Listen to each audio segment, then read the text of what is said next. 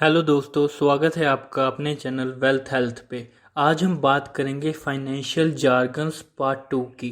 Part 1 में हमने asset एलसेट allocation के बारे में सीखा और अब हम बात करेंगे पार्ट 2 में compounding interest, net worth, capital gain, rebalancing जैसी टर्म्स की। तो ये बड़ी बड़ी टर्म आखिर सिंपली होती क्या हैं। तो चलिए दोस्तों, वीडियो को शुरू करते हैं। तो दोस्तों, सबसे पहले हम समझेंगे कंपाउंडिंग इंटरेस्ट के बारे में। बहुत से लोगों को कंपाउंडिंग इंटरेस्ट का नहीं पता, पर इसे आठवां अजूबा भी कहा गया है दुनिया का। क्यों कहा गया है? क्योंकि ये आपकी वेल्थ को कंपाउंड करके इतना बड़ा बना देता है कि आप वेल्दी पर्सन बहुत जल्द बन जाते हो। वो कैसे होता है? क्योंकि इसमें कंपाउंडिंग इंटरेस्ट में आपको इंटरेस्ट के ऊपर इंटरेस्ट मिलता है। मान लीजिए पहले साल आपको 10,000 पे 6% इंटरेस्ट मिला, तो वो 10,600 बन गए। तो अगले साल आपको 10,000 पे नहीं इंटरेस्ट मिलेगा, आपको 10,600 पे इंटरेस्ट 6% मिलेगा। इस तरह से ये चीज़ चलती जाएगी। इस पे हमने एक डिटेल्ड वीडियो भी बना रखा है, लिंक मैं डिस्क्रिप्शन में दे दूंगा। और क्या इसके बेनिफिट्स है वो भी हमने समझा रखे हैं। तो मेन ये बात समझनी चाहिए, कंपाउंडिंग इंटरेस्ट और कुछ नहीं, इंटरेस्ट के ऊपर इंटरेस्ट मिलने को कहते हैं। जबकि जो सिंपल इंटरेस्ट होता है वो है हमारी प्रिंसिपल अमाउंट, जैसे 10,000 है तो वो 10,000 पे ही हमें ब्याज देंगे, वो प्लस करके उसके ऊपर नहीं ब्याज देंगे। तो दूसरे नंबर पे दोस्तों हमारे पास आ जाता है नेटवर्थ।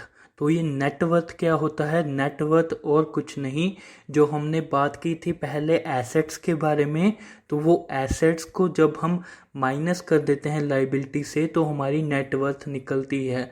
मान लीजिए मेरे पास 10 लाख के एसेट्स हैं, तो मैं अपने 10 लाख के एसेट्स में से 5 लाख के जो मेरी लाइबिलिटीज़ बनती है या बनेगी उसे माइनस कर दूंगा, तो वो 5 लाख मेरी नेटवर्थ निकलेगी। तो वो नेटवर्थ जानने के लिए ये बेसिक सी चीज़ होती है। तीसरे नंबर पे दोस्तों हम बात करेंगे कैपिटल गेन की। आखिर कैपिटल गेन क्या होता है?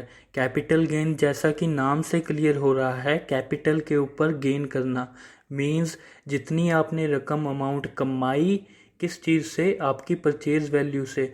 मान लीजिए आज मैंने कोई मशीन खरीदी, वो 50,000 की है, तो उसके ऊपर मैंने कितना कैपिटल गेन कमाया? उस मशीन की वैल्यू कितनी हुई बाद में? मशीन की वैल्यू तो डेप्रीशिएट हुई, पर उसने मुझे कमा के कितना दिया? वो मेरी कैपिटल गेन होगी। मैंने 10,000 लगाया तो उसने मुझे 15,000 दिया, 5,000 मेरी कैपिटल गेन हुई। चौथे नंबर पे दोस्तों हमारे पास आता है रीबैलेंसिंग। आप बहुत लोगों ने सुना होगा rebalance your portfolio, churning your portfolio. तो ये क्या है? आप अपने ब्रोकर से सुनते हैं, कर देते हैं। तो एग्जैक्टली ये टर्म्स को जानने के लिए हमें ये समझना होगा, रीबैलेंसिंग और कुछ नहीं, अपने स्टॉक्स या बॉन्ड्स को सेल कर देना कुछ एक परसेंटेज तक, माने कि चर्निंग। जब कोई स्टॉक बहुत हाई चला गया है और आपको पता है उसकी अब इतनी कैपेसिटी नहीं रही कि वो और हाई जाए, या मतलब उसके फंडामेंटल्स में कोई इशू आया है, कोई कॉर्पोरेट गवर्नेंस का इशू है, तो आप उसे सेल करेंगे, वो रीबैलेंस होगा।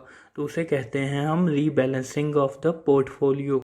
तो दोस्तों फिफ्थ नंबर पे हमारे पास है रिटर्न ऑन इन्वेस्टमेंट। किसी भी इन्वेस्टमेंट में, किसी भी चीज़ के लिए एक रिटर्न ऑफ ऑन इन्वेस्टमेंट बहुत ही बड़ी चीज़ होती है।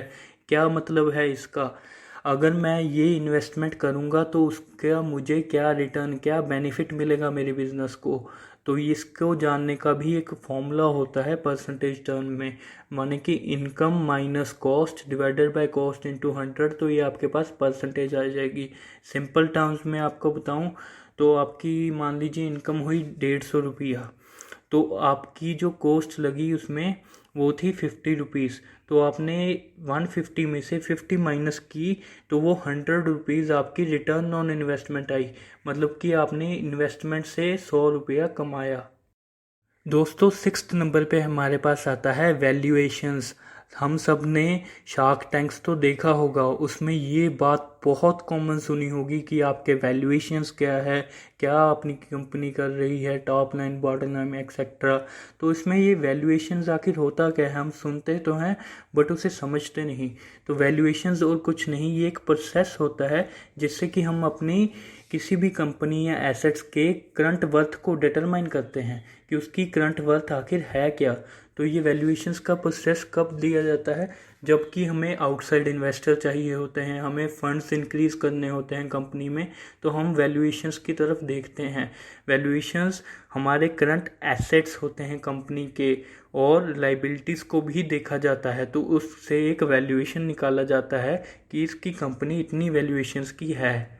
तो ये आखिर ये टर्म थी वैल्यूएशंस की। उम्मीद है दोस्तों आपको ये फाइनेंशियल जार्गन का पार्ट 2 अच्छा लगा होगा।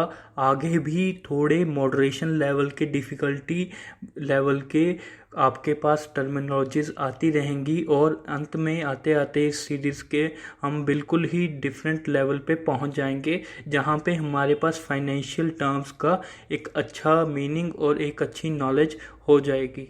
तो दोस्तों बने रहें हमारे चैनल के साथ, और सब्सक्राइब और शेयर ज़रूर करें।